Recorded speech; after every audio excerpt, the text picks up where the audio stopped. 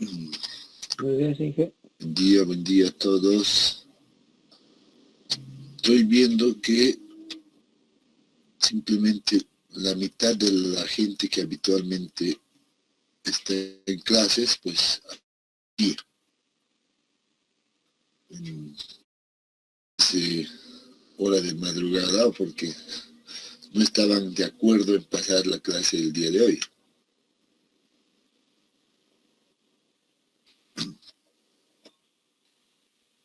Viene alguno.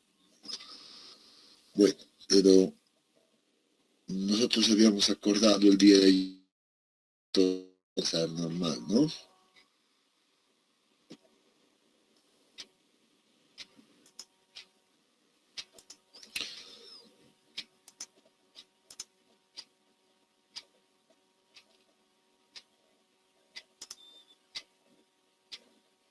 Bien. Pueden ya ver, jóvenes, mi pantalla compartida, ¿no? ¿Se ve? Sí, Inge. Ya, muy bien.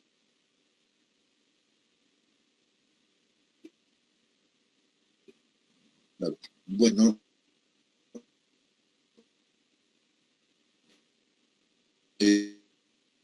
entonces, debería de ser el capítulo 4, ¿no? Capítulo 4 para nosotros, en nuestro contenido.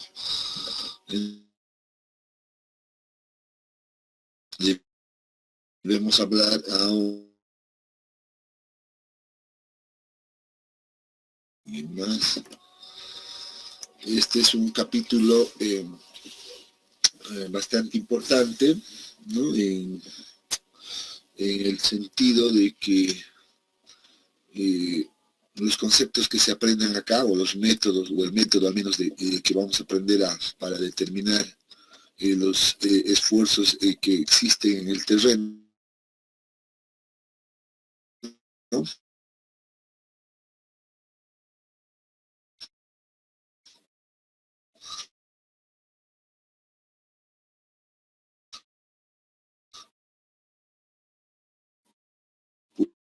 Pues eh, eh, son para utilizar esto. Muy bien. Entonces imagínense todos de que tengan el terreno por acá. Bueno, puede ser así irregular, etcétera. Pero sepan que cuando vamos a construir nuestra estructura, supónganse que pongamos una vivienda así de simple, aquí va a estar simplemente un esquema, ¿no? De, no sé, algunos 3 niveles, 2 niveles, etcétera, lo que necesitemos. Debemos entender que esta estructura pues transmite una carga, ¿no?, hacia el terreno, una carga en general o un peso. Está transmitiendo todo su peso, y no solo de la estructura, sino de las cosas que colocamos acá, denominadas carga viva, que seguramente algunos ya lo conocen y algunos recién ven, ¿no? Transmite hacia el terreno, ¿no? Y esto se transmite a través de las fundaciones o las zapatas que nosotros instalemos acá en cada uno. Todo esto se distribuye de manera equitativa o de manera lo más uniforme posible en todas las zapatas. Eso implica que nosotros estamos entonces introduciendo esta carga hacia el terreno, y el terreno es el que va a resistir al final toda esta carga, ¿no? Y debido a esto, pues por ejemplo, en algún punto, imagínense un punto por acá cualquiera, un punto cualquiera, pues lo que va a ocurrir es que la condición de esfuerzos acá pues va a cambiar. O sea, este elemento de suelo pues va a quedar sometido a un cierto nivel de esfuerzos que denominamos acá esfuerzos verticales, ¿no? Pero también a esfuerzos horizontales, ¿no? A esfuerzos de acá que ahora vamos a denominar horizontales.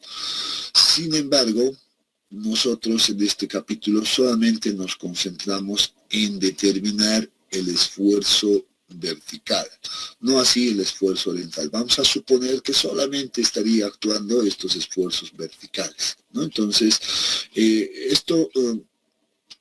ese es el objetivo de este capítulo, aprender a calcular adecuadamente estos esfuerzos verticales en distintos puntos por debajo de la fundación. Puede ser acá, puede ser acá abajo inclusive, ¿no? Entonces nosotros vamos a aprender a calcular esos esfuerzos verticales a lo largo de la profundidad del terreno. ¿Y por qué es importante esto? Porque depende de estos esfuerzos, ¿ya? Depende de estos esfuerzos, pues los cambios de volumétricos que se van a generar. Entonces decimos, por ejemplo, aquí estos esfuerzos efectivos a veces nos generan ciertos cambios de volumen. Y esos cambios de volumen, en el término técnico, nosotros la conocemos como asentamientos, y son asentamientos, y es un factor que nosotros en la ingeniería geotécnica sobre todo pues controlamos, ¿no? Debemos controlar, no debemos permitir que nuestro edificio, por ejemplo, se asiente demasiado. Y eso implica, y este asentamiento está relacionado pues con este esfuerzo efectivo. Hay una relación casi directa. Si el esfuerzo efectivo es demasiado grande, significa que va a generar grandes deformaciones, ¿no? Entonces, debemos ir controlando todo ese detalle, ¿no? Entonces, ya el tema de asentamientos no es un tema que lo vamos a ver en la asignatura, ¿no? Pero debemos saber para qué vamos a calcular estos esfuerzos efectivos, ¿no? Esa es la idea de contarles todo esto que estoy hablando, ¿no? No es que digamos, bueno, vamos a calcular los esfuerzos de esta manera, pero no sepamos para qué nos sirve, ¿no? ¿No es cierto? Entonces yo les voy adelantando, les digo, entonces, pues esto que van a aprender a calcular acá, pues les va a servir bastante para estos temas que van a ser vistos en la siguiente asignatura, ¿no? Que es mecánica de suelos 2, y no solo ahí, sino en mecánica de rocas. Y si alguien se decide a ir por el área de la geotecnia, pues ahí lo ahí suponemos, y ahí sí ampliamos mucho esto, ¿no? Ahí sí suponemos que ya el estudiante domina en realidad estos cálculos, porque la aplicación a distintos casos pues siempre va a estar en función al esfuerzo efectivo. Entonces, en ese sentido, pues vamos a ir adelante, ¿no? El tema del esfuerzo horizontal también es un tema de la siguiente asignatura, no la vamos a ver en esta asignatura, se la deja para mecánica de suelos 2 nuevamente, en un capítulo denominado esfuerzos horizontales, ¿no? Pero en realidad uno se encuentra de que la relación, por ejemplo, entre el esfuerzo horizontal y el esfuerzo vertical es simplemente una constante, ¿no? Entonces decimos que el esfuerzo horizontal es igual a multiplicar una constante, no es la permeabilidad, por cierto, este es otro coeficiente K, ¿no? Multiplicado por el esfuerzo vertical. Entonces miren que también para eso les va a servir, ¿no? Si ya saben calcular el esfuerzo vertical, pues van a tener que multiplicar simplemente por este factor para encontrar el esfuerzo horizontal, ¿no? Y en ese capítulo que van a ver, pues van a dedicar más el tiempo en en aprender a calcular más bien este factor, ¿no? Ahí empiezan a introducir distintas teorías, ¿no? No vamos a hablar de ese caso, pero quiero mostrar la relación que existe inclusive entre el esfuerzo vertical y los esfuerzos horizontales en este caso, ¿no? Deformaciones, etc. Y no solo eso, también este esfuerzo vertical pues está relacionado, o depende, y lo vamos a ver, lo vamos a indicar más adelante, está relacionado con la resistencia al corte de los suelos, ¿no? Entonces, todo, miren que es centro de muchas cosas, ¿no? Entonces, es muy importante. Esto está relacionado con la resistencia,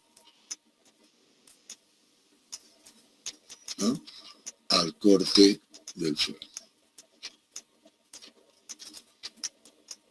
Resistencia al corte.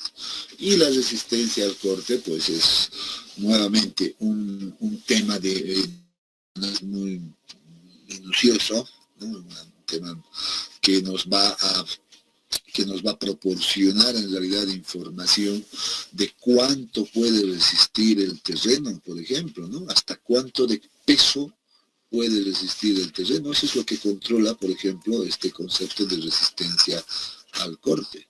Entonces, miren, el esfuerzo efectivo está muy íntimamente relacionado con esto, está relacionado con el tema de asentamientos, o si quieren, con el concepto de deformación, que es el otro criterio que se controla en el suelo, ¿no? Deformación. Entonces, y además, bueno, tiene un montón de aplicaciones, entonces el centro de muchas cosas importantes, ¿no?, que van a utilizarse en el diseño. Eso entonces nos lleva a la conclusión de que pues debemos nomás prestarle mucha atención, ya hay que tener mucho cuidado cuando estemos realizando los cálculos de los esfuerzos verticales, ¿no? Entonces, este capítulo está dirigido a eso. Vamos a ver las diferentes condiciones, o en las diferentes condiciones que podemos calcular este esfuerzo efectivo, ¿no? Vamos a ver cómo afecta al esfuerzo efectivo, por ejemplo, si existe flujo de agua, y si el flujo de agua es hacia arriba, y si el flujo de agua es hacia abajo, o si el flujo de agua es horizontal, etcétera, ¿no? Entonces, vamos a ver cómo cambia aquello.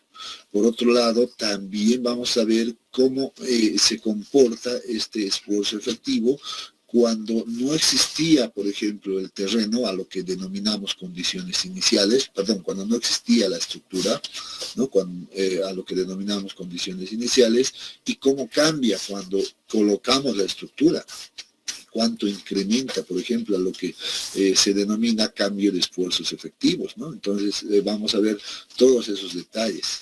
¿Qué pasa, por ejemplo, si el nivel freático varía? Si aparece aquí en un cierto tiempo, ¿qué pasa si después de un determinado tiempo el nivel freático aparece acá? ¿No? ¿Qué pasa con el esfuerzo efectivo? Entonces, todos esos factores afectan al esfuerzo efectivo. Entonces, deben ser bien considerados. Entonces, vamos a ver todos esos casos en este capítulo, ¿no? Eso como introducción, ¿no?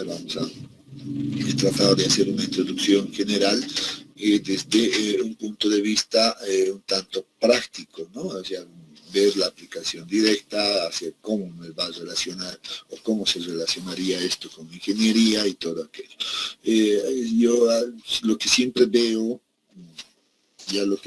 y esto es simplemente un comentario, en los estudiantes, es que a veces no encuentran la razón de algún contenido específico, no saben para qué sirve, por ejemplo, ¿no? Y simplemente lo aprenden porque necesitan aprender para el momento del examen, y después se olvidan, ¿no? Entonces, eso es lo que yo al menos he notado, sobre todo en los chicos que vienen al área de la geotecnia en 10º semestre, ¿no? Yo estoy a cargo de una asignatura en 10º semestre de geotecnia, y cuando empezamos a hablar ya de estos temas netamente prácticos, de aplicativos, entonces, bueno, los noto perdidos, ¿no? Los noto que pues han olvidado todo lo que han aprendido, no solo en mecánica de suelos 1, sino también en mecánica de suelos 2 y en mecánica de suelos aplicada.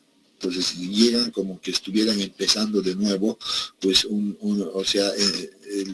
o entrando nuevamente recién en el área de la geotecnia, ¿no? Entonces, siempre pienso que en ese sentido, pues el estudiante debe empezar a mirar de distinta manera y sobre todo desde ya el sexto semestre de la carrera, que ya ha cruzado la mitad del semestre, pues ya tiene que empezar a ver con otra visión, ¿no? Entonces, no solo ver las materias como para aprobar y cumplir con los requisitos, sino tiene que empezar a ver ya todas las materias, porque ya son más de aplicación en la ingeniería civil, pues para que en el futuro lo pueda utilizar, en el futuro pueda defenderse al menos con los conceptos en distintas temáticas, ¿no? Para que nadie les tome el pelo, por así decirlo, ¿no? Entonces, ya uno tiene que empezar a prepararse. Pues no se olvide que estamos ahorita en una etapa de formación, ¿no? Donde se están formando para que sean ingenieros civiles, pero no solo eso, sino que cuando lo logren, cuando consigan el título, pues van a vivir de aquello, van a vivir haciendo ingeniería por el resto de su vida, ¿no? Van a empezar a interactuar con distintas obras, etcétera, y van en realidad estar en constante contacto con las estructuras, ¿no? Con la construcción de diferentes estructuras. Entonces, en ese sentido, pues, me gustaría que ustedes reflexionen un poco en ese sentido, pues, y empiecen a ver ya todas estas cosas, pues, con esa visión, ¿no? Con esa visión de que se están formando y tienen que formarse bien. Entonces, eso significa que deben estudiar de manera consciente, no solo para aprobar la asignatura, sino pensando en que lo van a utilizar en algún momento y les va a servir en realidad como base para su futuro profesional. ¿Ya? Entonces, vean aquello. Bien, ahora empecemos a ver un poco lo que tenemos, lo que nos muestra nuestro texto base, ¿no? Antes de entrar siempre es bueno darle una mirada al contenido que tiene pues nuestro texto, ¿no? Entonces esto se los voy a facilitar también, todos lo van a tener, entonces seguro que cada uno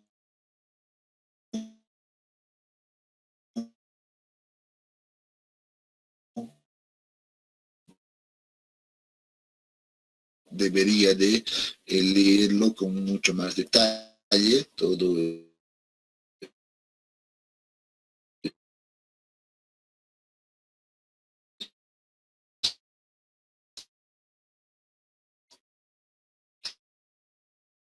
contenido. Simplemente, ¿qué pasa en un esfuerzo de ese tipo? Bueno, para nosotros ahora vertical. ¿Qué va a ocurrir? Estoy seguro que este elemento de suelo, ¿no? Este pequeño dado de suelo, por así decirlo, pues ¿qué va a pasar? Se va a comprimir, ¿no? Se va a deformar. Va a ocurrir un cambio, en este caso, imagínense que esto sea H, ¿no? Una altura H, pues vamos a tener aquí un delta H. Va a sufrir un cambio. O sea, miren lo que estoy diciendo. Se aplica un esfuerzo al suelo, pues se genera un cambio, una deformación. Por tanto, la relación entre esfuerzo y deformación es directa. Es una relación directa. Es por eso que en el texto, pues como el primer punto, en el punto 1, nos hablan de aquello, nos dicen, a ver, recordemos algunos conceptos de lo que uno ha visto en la resistencia de materiales, por ejemplo, ¿no?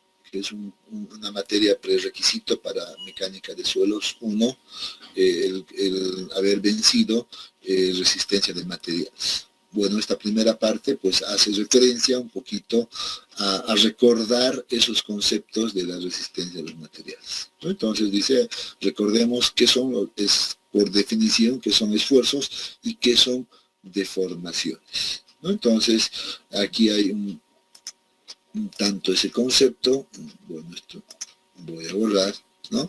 Vamos a ver un poco de ese concepto acá, ¿no? Por otro lado dice, miren, que aquí uno podría analizar estos esfuerzos y deformaciones en distintas condiciones, ¿no? Como suelos saturados, ¿no? Ya conocemos estas condiciones, ¿no? Cuando el suelo está completamente saturado, cuando el suelo está completamente seco, sin nada de agua, o cuando el suelo está parcialmente saturado a lo que denominamos nosotros suelo húmedo también, ¿no es cierto? Entonces, uno podría encontrarse en estas tres situaciones, ¿no? Generalmente esta segunda situación, ya de hecho les había indicado, pues es un poco, un tanto complicado o tal vez difícil, por no decir imposible, encontrar en la realidad, ¿no? Solamente la llevamos a esta condición en laboratorio, pero la condición saturada y la condición húmeda casi siempre la vamos a encontrar, ¿no? Entonces nosotros vamos a aprender a ver cómo es el cálculo en ambas condiciones, ¿no? Sin embargo, aquí aclara el texto, nos dice en este capítulo, se analiza explícitamente los esfuerzos efectivos en condiciones saturadas, ¿no? Entonces, el enfoque general de todo este capítulo dice va a ir dirigido a esta condición, ¿no? Claro que nosotros ahí vamos a hacer una pequeña variación y vamos a entrar un poco más en esto que en realidad no es, bueno, vamos a simplificar, digamos, algunas cosas, ¿ya? Entonces, eso es lo que vamos a ver. En el contexto de ya los esfuerzos y deformaciones normales, ¿no? Aquí es claro, cuando hablamos de condiciones de esfuerzos normales, estamos suponiendo que ese esfuerzo va a actuar de manera perpendicular a una determinada área, ¿no es cierto? Entonces, ese es el concepto. Entonces, en ese sentido, pues aquí recordamos, por ejemplo, algunos conceptos de lo que de cómo se define un esfuerzo, y miren que si tendríamos un cubo, pues, y en la realidad tendríamos esfuerzos en la dirección X, esfuerzos en la dirección Y y esfuerzos en la dirección Z, ¿no? Pero el concepto general va a ser la misma, fuerza sobre área. Ese es el concepto de esfuerzo, ¿no? Entonces, en ambas direcciones tendríamos entonces tres distintos esfuerzos. Por eso dice, de forma general, pues tenemos acá el concepto, recordando la resistencia de los materiales. Sigma, o esfuerzo, es igual a fuerza sobre área. Ecuación bastante conocida. Bueno, esta nomenclatura que aparece acá, pues estaba relacionado con esta imagen de acá, ¿no? Este es el cubo que se ha supuesto, imagínense la línea punteada, es un elemento cubo de suelo, al cual se aplica inicialmente unas fuerzas, miren, unas fuerzas en la dirección Z, X e Y, ¿no? De acuerdo a nuestro sistema de ejes cartesianos o nuestras ordenadas en este caso, ¿no? Y dichas fuerzas, miren, lo que genera es pues cambios, deformaciones en cada una de las direcciones, ¿no? En la dirección X, en la dirección Y, en la dirección Z, haciendo, por ejemplo, que mi cubo pues se reduzca, ¿no? De manera uniforme en todas las direcciones, ¿no? Cuando nosotros aplicamos esta fuerza en esta cara de este cubo, pues sería un plano X, Y, ¿no? Por eso decimos acá, en esta dirección va a ser PZ es XY, ¿no? El área, ¿no? Entonces, eso se transforma en esfuerzo en la dirección Z, sigma Z. Es lo que viene acá, y análogamente para las otras caras de igual manera, ¿no? Entonces esto ya es un esfuerzo. Cuando una fuerza actúa en una determinada área, pues estamos hablando de esfuerzos, ¿no? Entonces esa es la condición. Además de que estamos viendo que estas fuerzas son perpendiculares, por tanto los esfuerzos van a ser también perpendiculares o normales, así se denomina. Pero miren que también aquí hemos visto que se han deformado, por tanto la relación entre esfuerzo y deformación es directa. Pero recordamos nuevamente los conceptos, por ejemplo, de deformación, y sabemos que la deformación es igual al cambio en la deformación que se ha producido dividido entre la longitud inicial, ¿no? Como estos cambios se han producido en todas las direcciones, tenemos también deformaciones en las tres direcciones en este caso, ¿no? ZXY. Y de forma general, nuevamente, recordando un concepto, pues, o recordando el concepto, pues la deformación es igual al cambio en la longitud dividido entre la longitud inicial, ¿no? Son conceptos básicos que ya conocíamos. A partir de esto, dice, nosotros podemos definir un parámetro muy importante, denominado el módulo de elasticidad. Este es un parámetro sumamente importante dentro de la ingeniería geotécnica o en cualquier material, ¿no? Cuando seguramente ustedes recordarán cuando veían la resistencia de los materiales, pues siempre estaba ahí, implícitamente estaba ahí el dato del módulo de elasticidad del material, ¿no es cierto? Entonces acá en el suelo es lo mismo. Este módulo de elasticidad pues es muy importante, entonces debe ser calculado adecuadamente. Y miren que recordando los conceptos pues nos dicen, el módulo de elasticidad pues es igual simplemente en este caso a un determinado esfuerzo que se aplica respecto a la deformación que genera dicho esfuerzo. Entonces, de esta relación encontramos el módulo de elasticidad. Por tanto, inclusive observen que el módulo de elasticidad puede ser variable, ¿no? En función al nivel de esfuerzos que se aplique. Entonces, esto va a ser variable. No. A veces nosotros en el diseño suponemos que es constante, sí, pero teóricamente debería de ser variable porque el esfuerzo a lo largo de la profundidad del terreno pues va a cambiar, ¿no? Entonces, pero aquí empezamos a ver los conceptos. Otro concepto importante es la deformación volumétrica, que no es más que la suma en realidad de las tres deformaciones en la. Entonces eso puede ser en este caso representado con esta ecuación. Entonces la deformación volumétrica es igual a la suma de esas tres deformaciones normales. O también se la puede representar de esta manera. La deformación volumétrica es igual al cambio volumétrico dividido entre el volumen inicial, ¿no? Entonces, con cualquiera de las dos ecuaciones uno puede encontrar esa deformación, ¿no? Y de igual manera, miren que podemos relacionar esta deformación volumétrica con el módulo de elasticidad, ¿no? O sea, considerando las deformaciones en las tres direcciones. Puede ser, tal vez sea lo más ideal realizar aquello, ¿no? Bien. Por otro lado, dice, este capítulo nos habla de los esfuerzos y deformaciones de corte, ¿no? Las deformaciones de corte son diferentes a las deformaciones normales, ¿no? Entonces, esto de hecho tiene la misma idea, el mismo concepto, pero en este caso a la deformación, a los esfuerzos de corte las denominamos con la letra griega tau, ¿no? Estamos acostumbrados a aquello. Y entonces tau va a ser igual a una fuerza, en este caso fuerza de corte, dividido entre el área donde actúa esta fuerza. Pero a diferencia del caso anterior, esta fuerza pues ya no es normal, ¿no? Ahora vamos a ver seguramente acá el esquema, sí, aquí está, no necesito dibujar. Esta fuerza ahora es paralela al plano donde actúa, ¿no? Puede actuar acá, en esta otra dirección, etc. Ya no es perpendicular.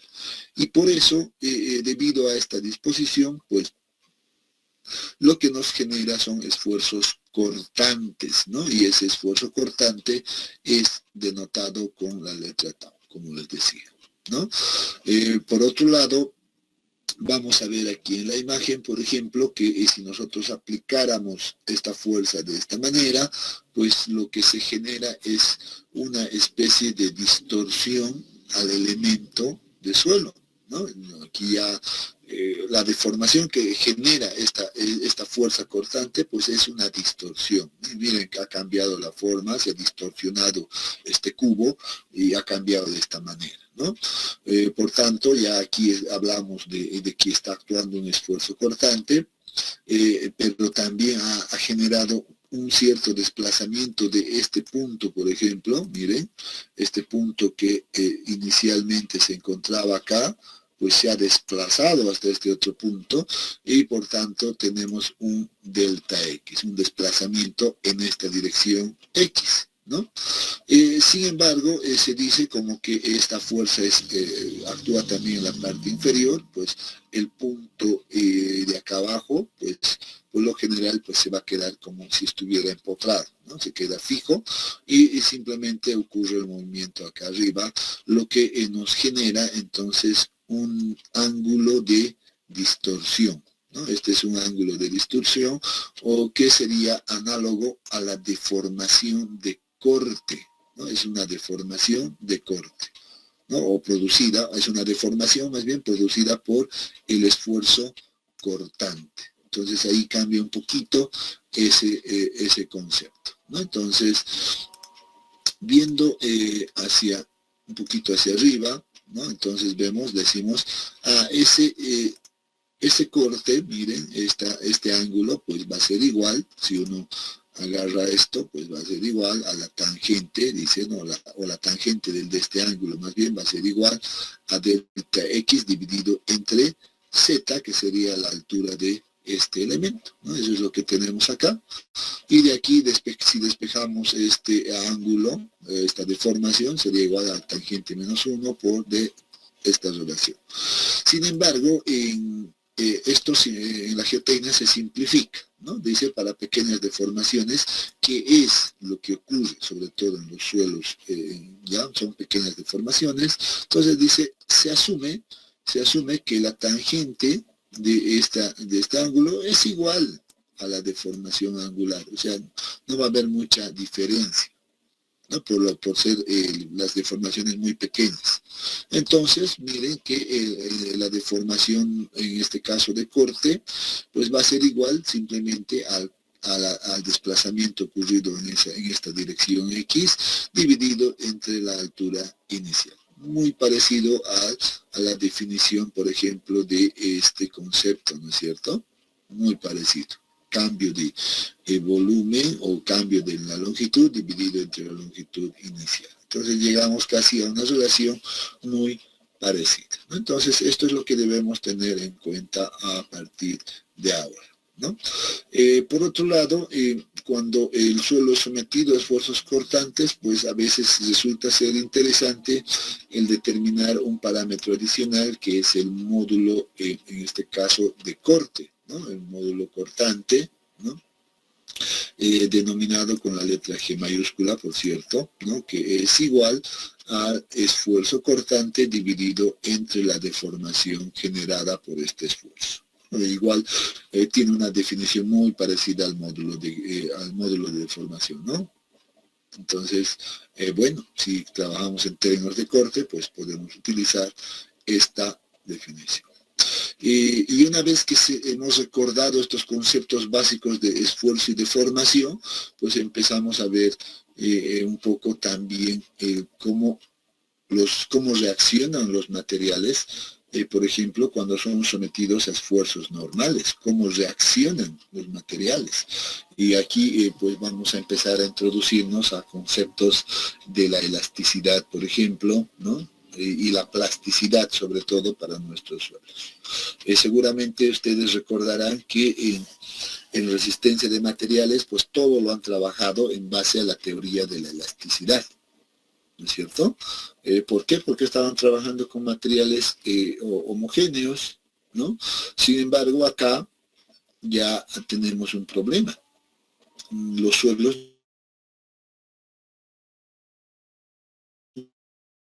no son materiales.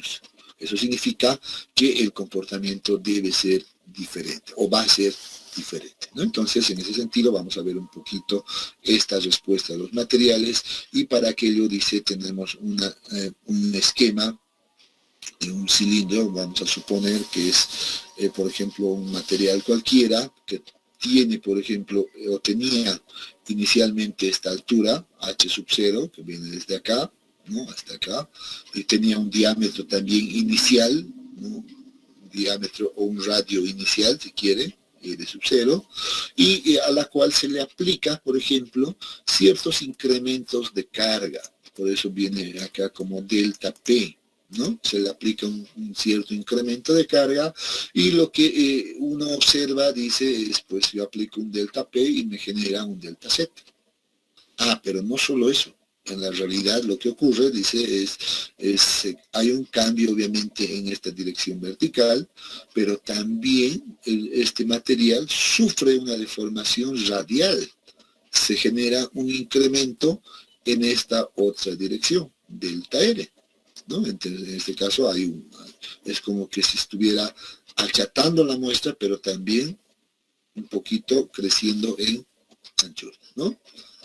Entonces, esa sería la configuración deformada al final, ¿no? Entonces, a este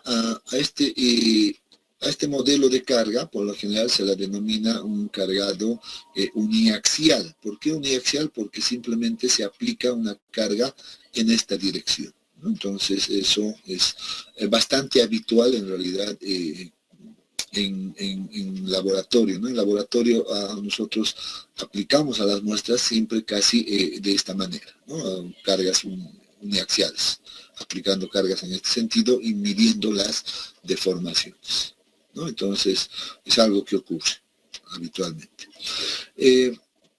De aquí, decimos, si hablamos en términos de delta, pues empezamos a ver que el incremento de esfuerzo entonces va a ser igual a delta P sobre el área. Como el área era conocida, pues esto puede ser calculado fácilmente en cualquier momento.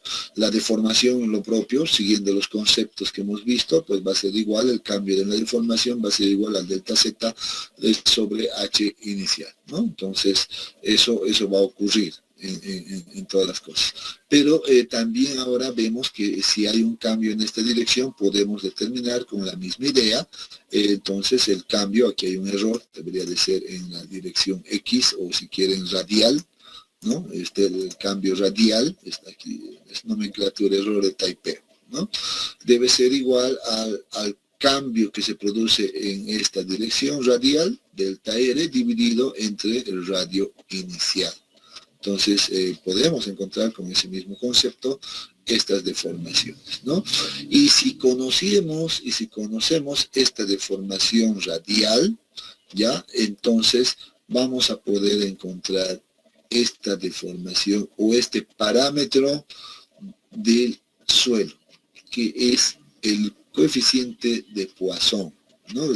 Seguramente ya muchos recuerdan este concepto. El coeficiente de Poisson es otro parámetro muy importante de los suelos, ¿no?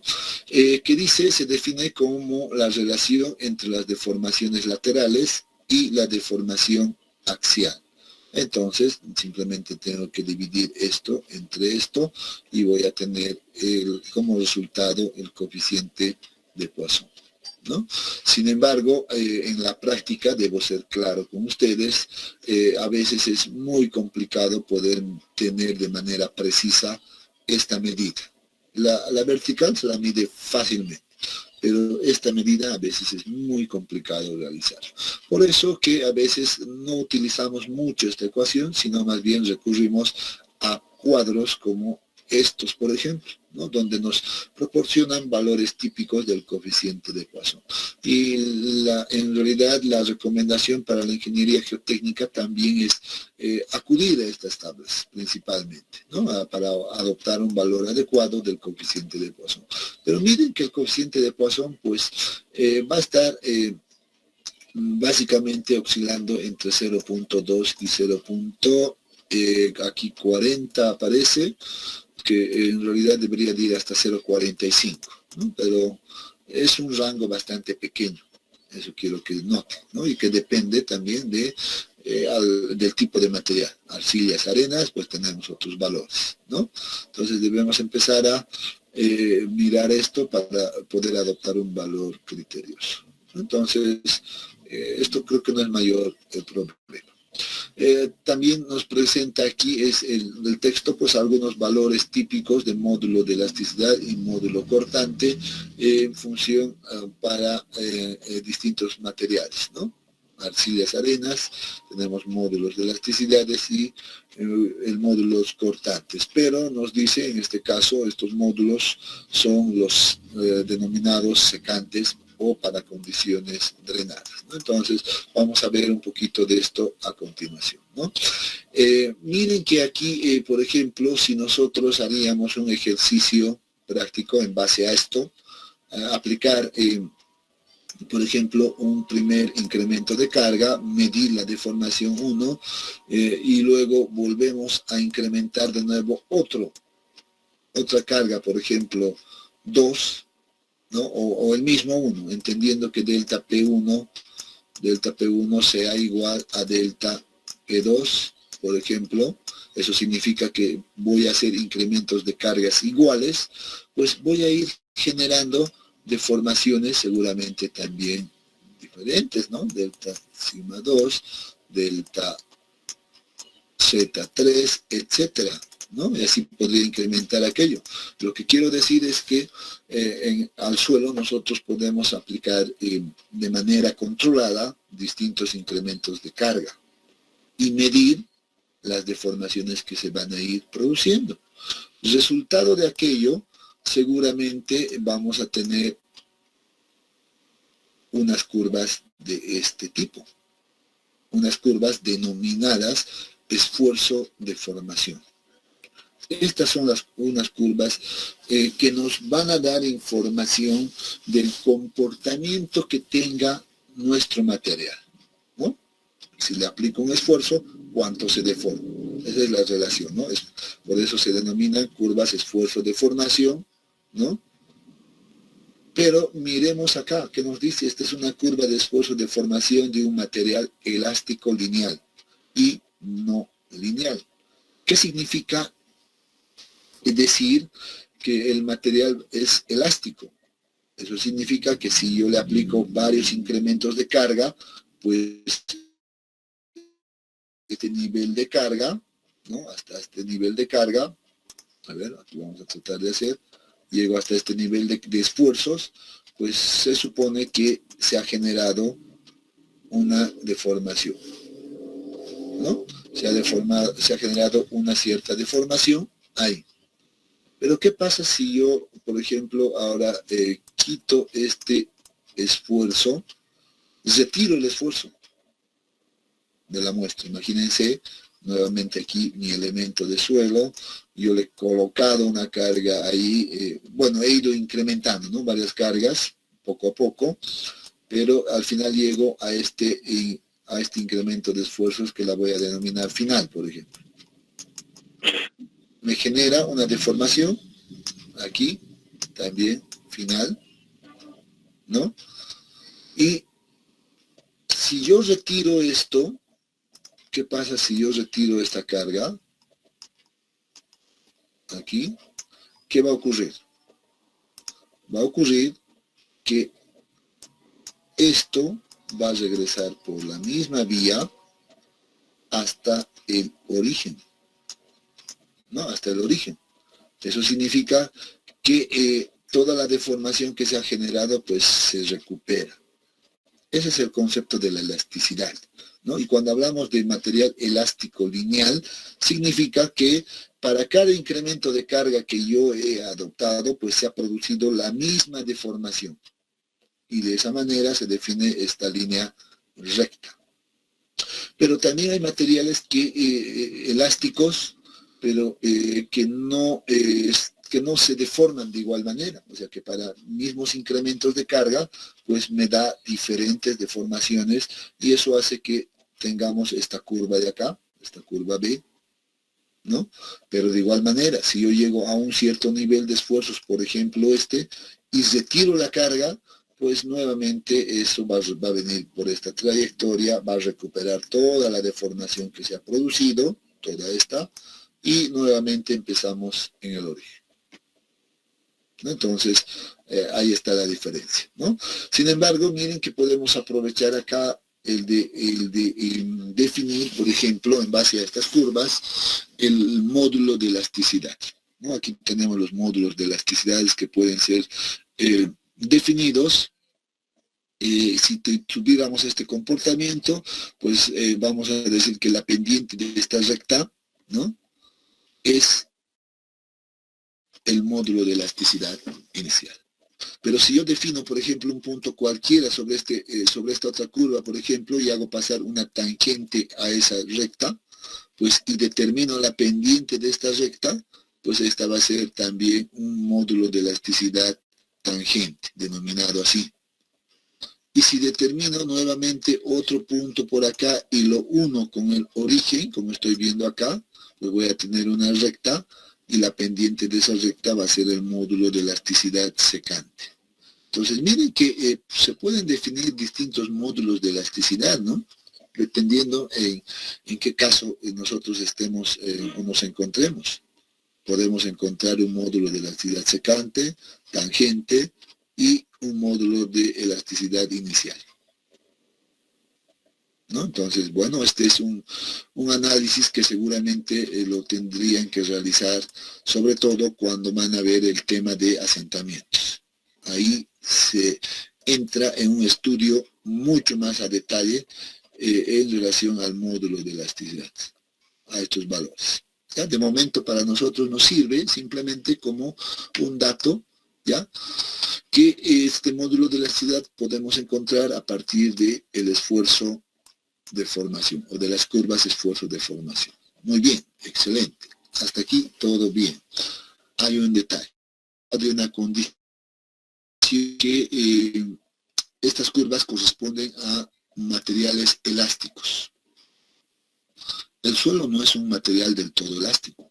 ¿Tiene un componente elástico? Sí, pero no es completamente elástico. Entonces, el suelo tiene un comportamiento de este tipo, que se parece de alguna manera a los materiales elásticos no lineales, ¿ya? Pero con la diferencia, ¿ya?, con la diferencia de que si nosotros retiramos la carga del suelo en algún momento, ¿no?, miren que la trayectoria no va a venir hasta acá, sino que va a recuperar algo de la deformación producida, pero nunca va a retornar al origen. O sea, entonces estaríamos diciendo, muy bien, se va a generar ya deformaciones permanentes, ¿no? Y esas deformaciones permanentes están relacionados con el comportamiento plástico. Por eso decimos que esta zona, por ejemplo, es conocida como la zona plástica. Y esta parte que sí se ha recuperado, por ejemplo, esta deformación que se ha recuperado al quitar toda la carga, pues es la zona elástica. Entonces hay una parte que sí se recupera y otra parte que no se recupera. Esta es una curva de esfuerzo de formación y denominado en este caso para materiales elastoplásticos. Y el suelo entonces tiene un comportamiento elastoplástico. Eso hay que entender. El suelo tiene un comportamiento elastoplástico. No tiene un comportamiento elástico, sino una combinación entre elástico y plástico. De ahí viene esta definición. Pero bueno, el determinar los módulos de elasticidad, pues seguramente va a ser igual, ¿no? Puedo determinar la tangente inicial, puedo determinar un punto aquí cualquiera, determinar la secante, etc. Igual que en el caso anterior. Entonces, aquí vamos a apuntar nosotros. Aquí esta curva es la que nos interesa para encontrar el módulo de elasticidad. Entonces, mucho ojo con esta curva, ¿ya? Análogamente podemos decir que si hablamos de esfuerzos cortantes, pues va a ocurrir lo mismo, ¿no? Entonces no hay mucho que hacer, pues vamos a tener una curva de esfuerzo de corte versus deformación de corte, ¿no? Respuesta de esfuerzo de corte, deformación de corte para materiales elastoplásticos. Bueno, la curva seguramente va a cambiar un tanto así, etcétera, pero la idea es la misma, ¿no? Igual que en este caso. Entonces no vale la pena mucho hablar de aquello. Bueno, aquí el texto pues nos habla un poquito de la superficie de fluencia más adicionalmente. Esta superficie de fluencia es un límite en realidad que debemos conocer, ¿no? Aquí tal vez la gráfica ya lo explica mejor. Cuando nosotros vamos a aplicar esfuerzos en esta dirección y además en esta otra dirección, pero no es nuestro caso, por eso yo no le doy mucho énfasis en esta asignatura a esto. Esto lo tocamos nosotros ya en la asignatura de temas especiales en 10º semestre. Ahí lo analizamos bastante esto. Nosotros al inicio de este capítulo hemos dicho, nosotros solo vamos a trabajar con esfuerzos que están aquí en esta dirección, no en esta dirección, ¿no es cierto? Pero simplemente vamos a modo orientativo, vamos a decir, ¿qué pasa si nosotros aplicáramos también esfuerzos en esta dirección y realizamos una gráfica, por ejemplo, en este caso, este esfuerzo en esta dirección versus el esfuerzo en esta otra dirección? Pues si nosotros graficáramos aquello, pues tendríamos esta zona, esta curva de acá que va de A hasta B, ¿no? Tendríamos ese comportamiento y la cual se denomina superficie de fluencia. Eso significa que es el límite entre el comportamiento elástico y el comportamiento plástico. Hace un momento hemos hablado de eso, ¿no? Aquí hemos visto que hay una zona elástica y una zona plástica, ¿no? Entonces, en este caso, pues esta línea o esta superficie de fluencia nos está marcando ese límite. Entonces, todo lo que está a la izquierda de esta superficie de fluencia es considerada como la zona elástica. Y todo lo que esté hacia la derecha, lo que va a estar hacia la derecha de esta superficie de fluencia, es un comportamiento ya elastoplástico o plástico, ¿no? Entonces dice acá, por eso, esfuerzos en estado elástico, plástico y elastoplástico. Entonces, eso es lo que hace la superficie de fluencia. En lo personal, pienso que, bueno, no vamos a entrar a ver cómo calculamos esta superficie y todo en este capítulo, pero como concepto, pues ahí ya queda esto, ¿no? Entonces, bien, esfuerzos de formaciones elásticas en los suelos, nuevamente esto ya lo hemos visto, lo está arriba las ecuaciones, pues se basa en el principio de la ley de Hooke. Seguramente todos recordarán que esa ley de Hooke está definida por una multiplicación de matrices, ¿no? Que donde la deformación en las distintas direcciones va a ser igual a multiplicar la relación de entre 1 sobre en este caso módulo de elasticidad por la matriz, en este caso simétrica del coeficiente de Poisson. Vean, ¿no? La ley de Hooke está relacionada con el módulo de elasticidad, el coeficiente de Poisson y el nivel de esfuerzos en todas las direcciones, ¿no? Entonces una matriz ya conocida que seguramente ustedes también ya lo han visto, ¿no? Entonces, pero en realidad la solución de esto pues va a terminar seguramente en una ecuación simple de esta, como esta, ¿no? Donde vamos a decir la deformación de corte es igual a 2 veces de multiplicar 1 más el coeficiente de Poisson, todo dividido entre el módulo de elasticidad, ¿no? Entonces tenemos ahí las ecuaciones, ¿no? No vamos a entrar mucho en este detalle. Algo sí que vamos a ver y es importante definir es este concepto de esfuerzos principales, ¿no? Entonces, cuando un esfuerzo es principal, pues lo vamos a ver también más adelante, ¿no? Entonces, ahora vamos a entrar en aquello. Desplazamientos y deformaciones de esfuerzos, bueno, creo que no tiene mucho que ver en este caso, ¿no? Estado de deformación plana, esto sí también resulta ser importante, pero cuando ya uno está realizando pues la aplicación del concepto de esfuerzos efectivos a el diseño de distintas obras, ¿no? Entonces decimos nosotros que vamos a tener distintas deformaciones dependiendo al tipo de estructura. Por ejemplo, si estaríamos en un caso de un muro de contención, pues vamos a hablar de una condición de deformación plana. ¿Por qué deformación plana?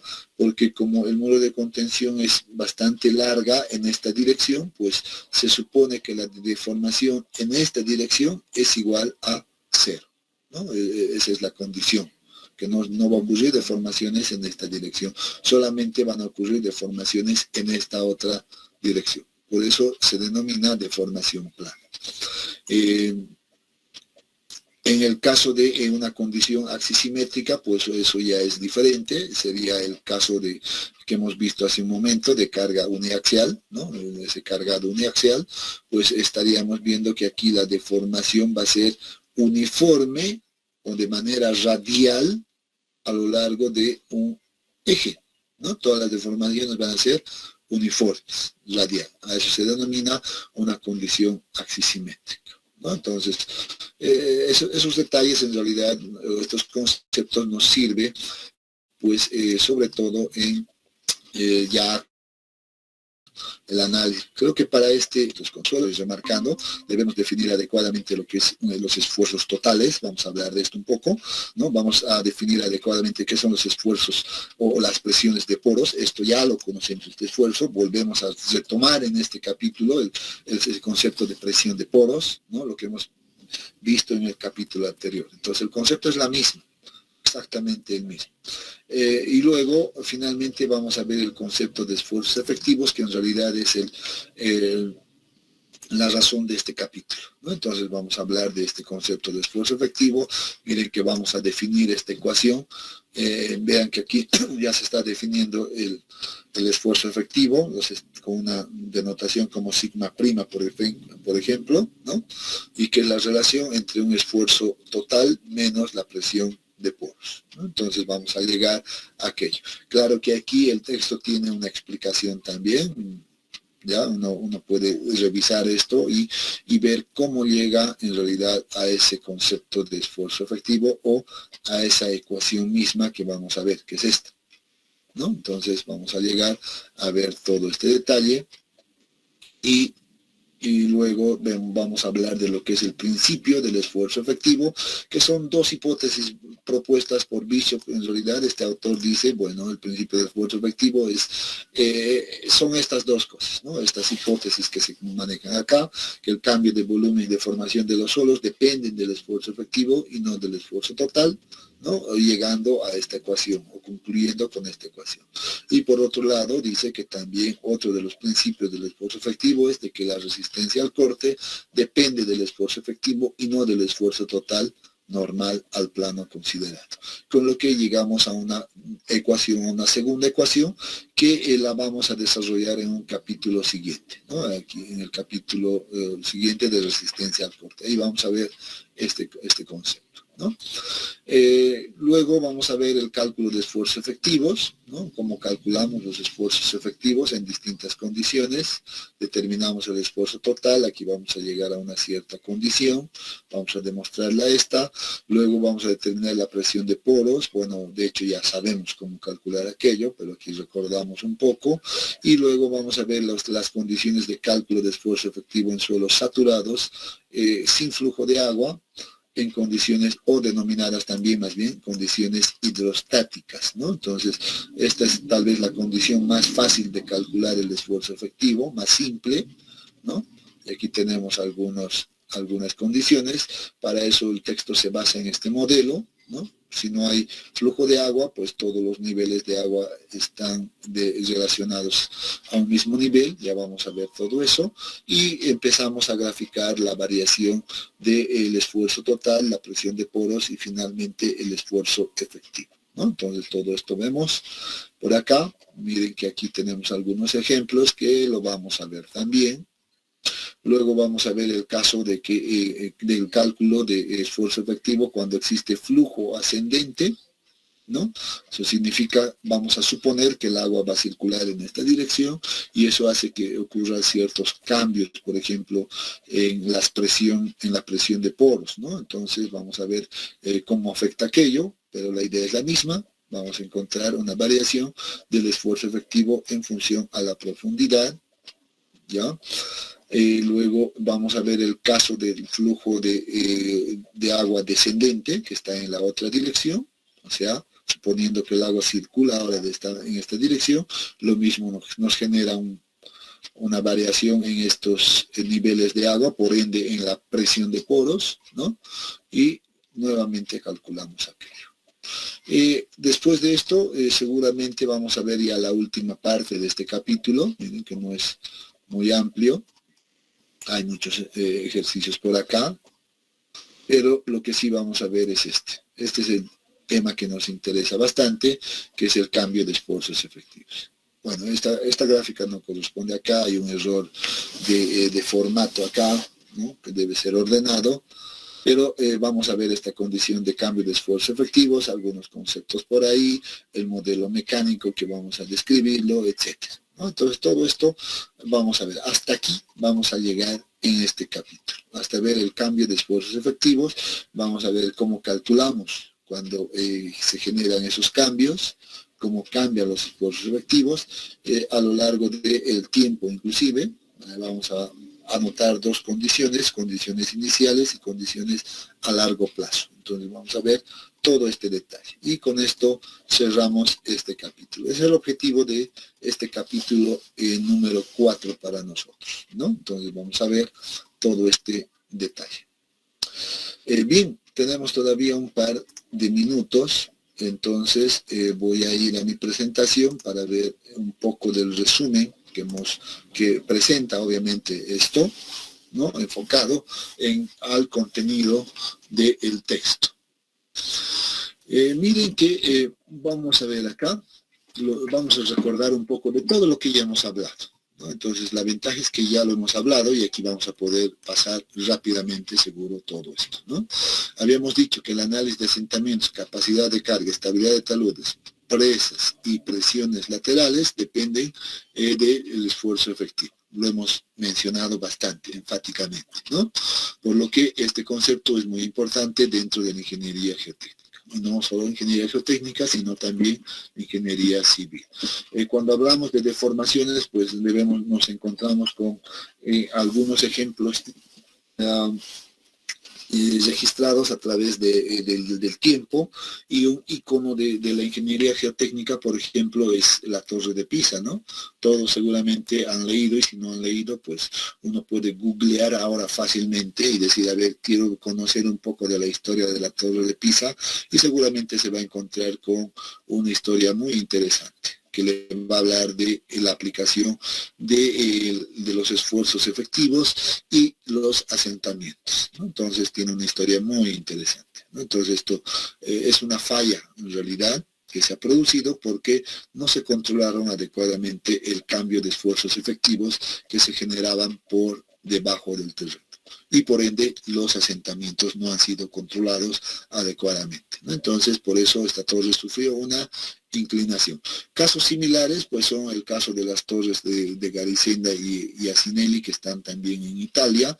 Entonces pues uno puede ver también, ¿no? No es el único. La idea de mostrar esto es que hay muchos casos que se han registrado también ahí, ¿no? Hemos hablado del tema de esfuerzos y deformaciones, ¿no? Entonces esto creo que ya lo hemos visto, simplemente con la idea de recordarles los conceptos o las definiciones de esfuerzo y la definición de deformaciones, pues ya lo hemos visto, hemos visto que el concepto general de esfuerzo se concluye en fuerza sobre área. De igual manera las deformaciones pues se van a terminar en esta ecuación, ¿no?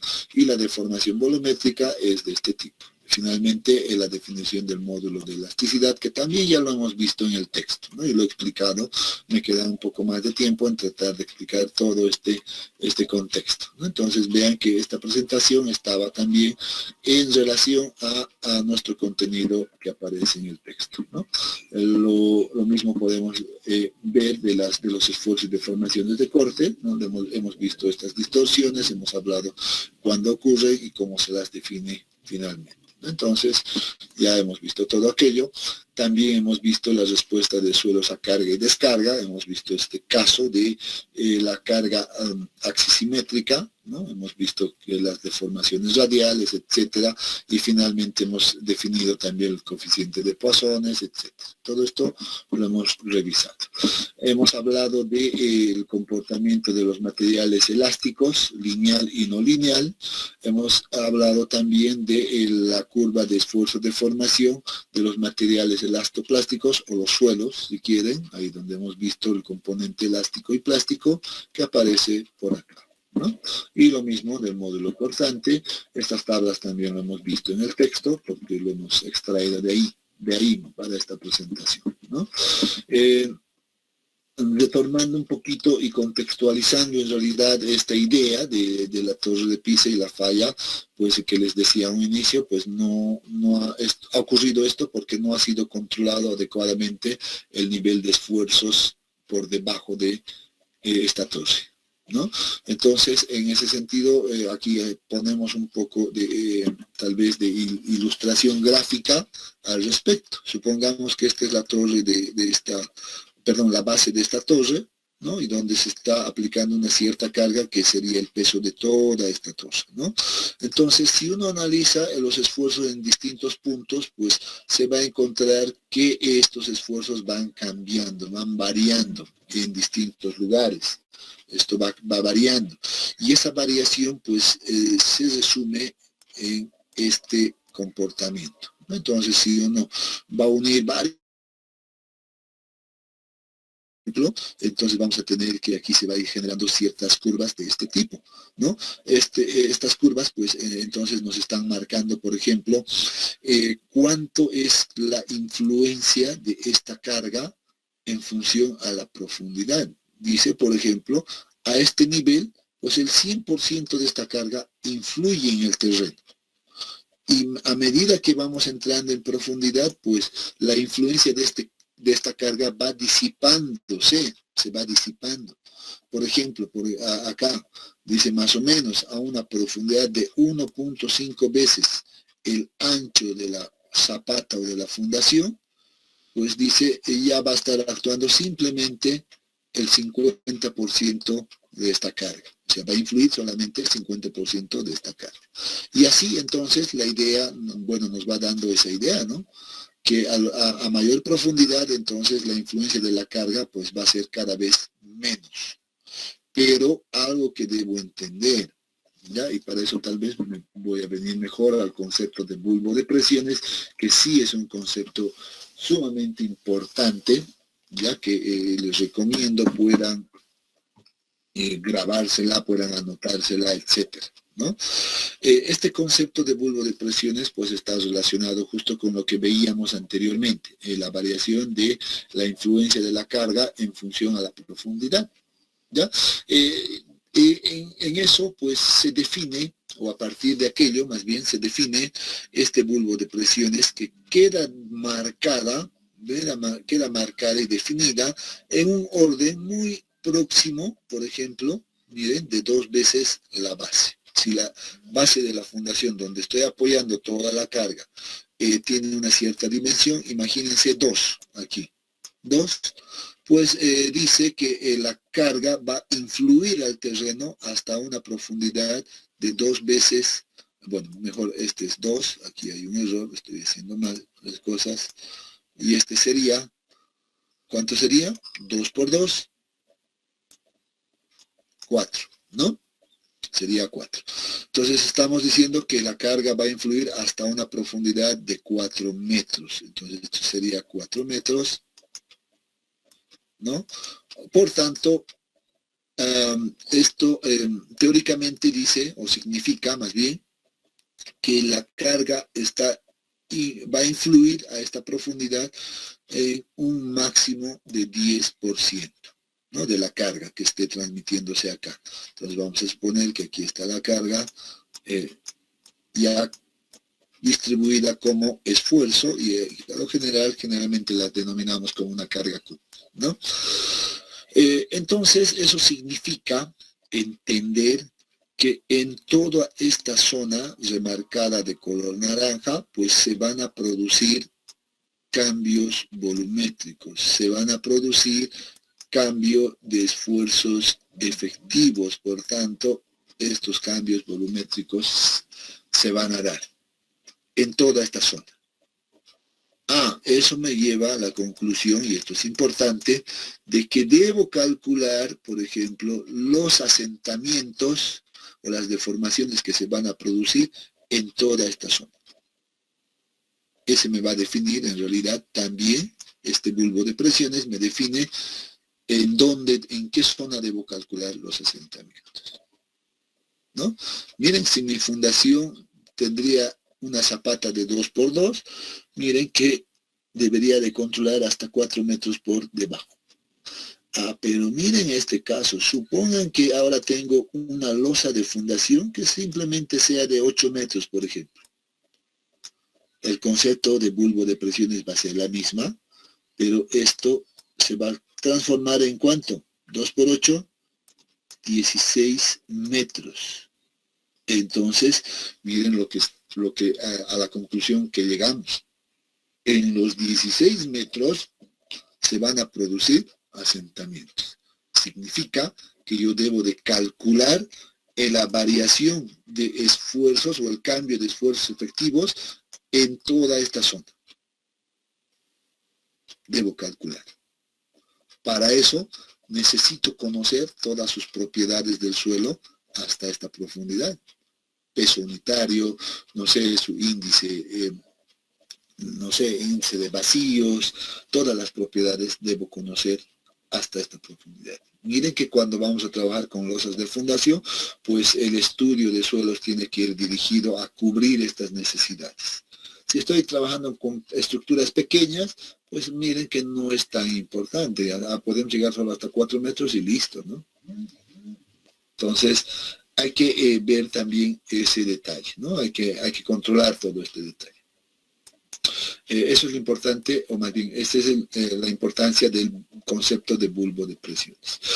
La teoría nos presenta distintas situaciones. Nos dice, esta profundidad va a ser aceptada en 2 veces B cuando las fundaciones sean cuadradas, ¿no? Cuando las zapatas sean cuadradas. Pero si tenemos zapatas corridas, dice, pues esto debería de cambiar hasta 4 veces B. Imagínense aquello. Claro que las características de las zapatas corridas, pues es característico de que el ancho B sea pues bastante pequeño, ¿no? Algo así, no sé, 1 metro, 2 metros, 1,5, simplemente porque esto se va a alargar pues así, ¿no? De gran manera, ¿no?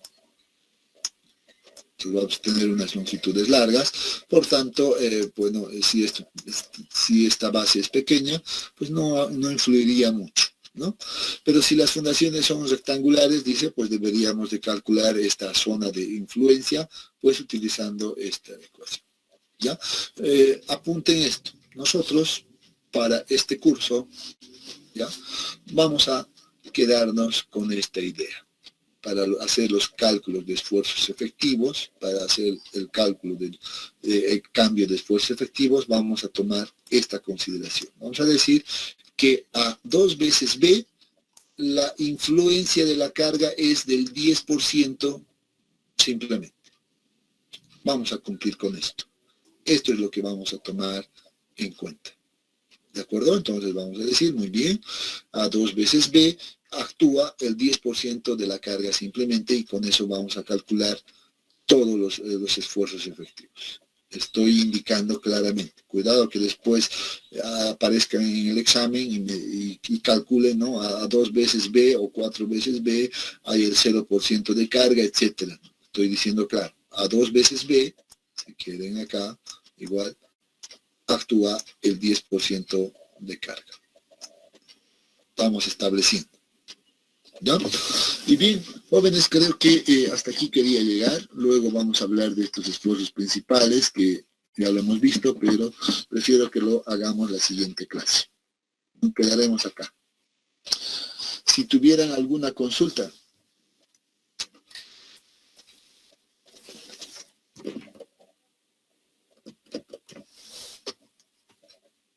¿Ninguna? O lo sé aburrido con todos los conceptos que hemos visto. Está bien, Ike. Aunque no crean, esos conceptos que hemos visto son importantes. Y si ustedes creen que no es importante, están equivocados. Por tanto, yo sugiero que vayan al texto y refuercen. Así como lo hemos visto, revisen. Si no van a captar esos conceptos que hemos visto en esta clase, les aseguro que se van a equivocar cuando hagan los cálculos de esfuerzo efectivo, les aseguro. Y eso es lo que pasa. Generalmente pasa eso. Yo cambio algún detallito conceptual en algún ejercicio y todos caen. Todos piensan que se resuelve mecánicamente los problemas. No es así. Tienen que dominar el concepto. Recomendación, lean nuevamente toda esta parte que hemos visto.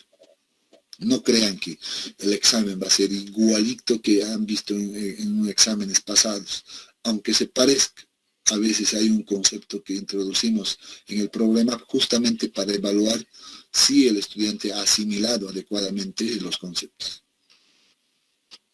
Y a veces ustedes agarran, no, esto lo he visto y he resuelto igualito, inclusive los mismos datos, ¿no? Entonces empiezan a resolver mecánicamente. Y ahí empiezan los problemas. Bien, dicho eso, pues entonces quedamos acá, jóvenes. Nos vemos la siguiente semana. Que tengan muy buenos días y un excelente fin de semana.